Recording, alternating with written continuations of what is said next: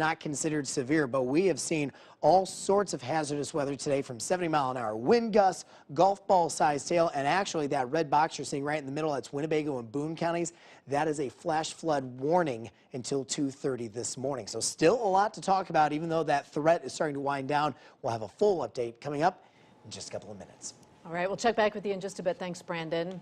What lies inside your home's walls? Many in Rockford have secrets just waiting to be uncovered, but sadly, not all those secrets are good ones. Our Christie next joins us now with a look at Rockford's notorious homes. Yeah, Nick and Mimi, there are secrets hidden inside homes that are interesting, and then there are others that are gruesome.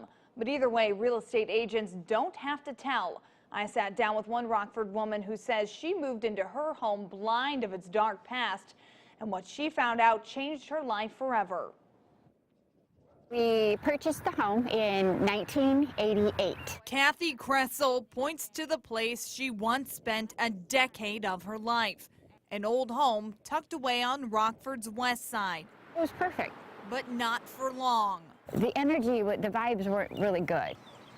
Feelings that were impossible to ignore. So Kressel began grilling neighbors with questions after one of them suggested the home had a dark past. What did you mean when you said somebody was killed in the house? What do you mean? Did they fall down the stairs? The answer, smack dab on the front page of this 1958 newspaper. Not only was there a murder, but there was a murder-suicide. And it was like just such a shock that happened in the house that I was living in. Christie isn't the only homeowner to find out about the dark past hidden in a home like hers. That's because legally in Illinois, listing agents do not have to disclose whether there was a death inside a home. That goes for death by natural causes or death by murder. Even here at the Simon Peter Nelson home in Rockford, Nelson murdered his 6 children inside back in 1978.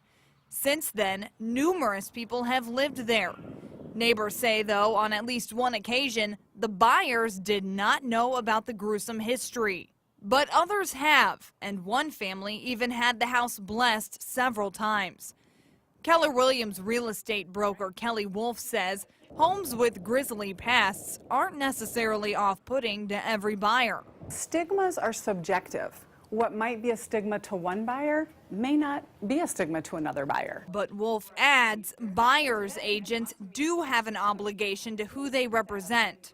If they know for a fact that the home has some stigma, they do have a duty to share that with their buyers. It's probably better to disclose something and head off any of those dicey situations, complicated situations later. A complicated situation that sent Kressel digging deeper.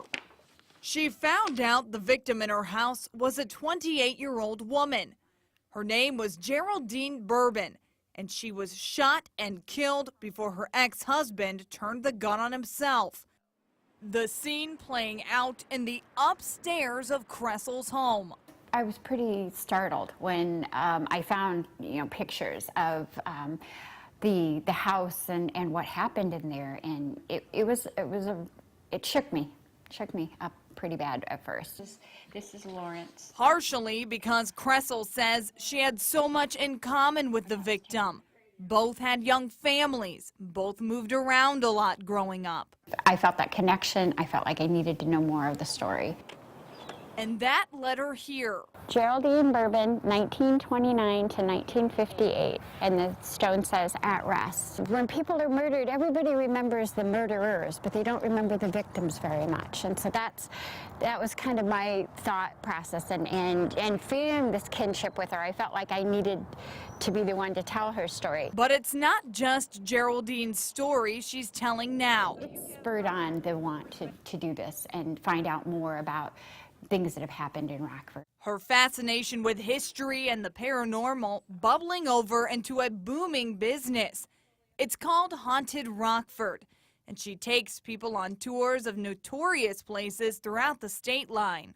I truly believe that people, places, and things can be haunted. But once the tours are done, Kressel says she's always thankful a haunted house is not something she has to come home to anymore. Would you ever want to live something like that again?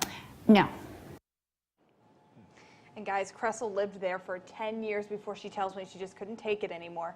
If you are interested, by the way, in finding out more about our Haunted Rockford tours, you can head to our website, mystateline.com. All that information is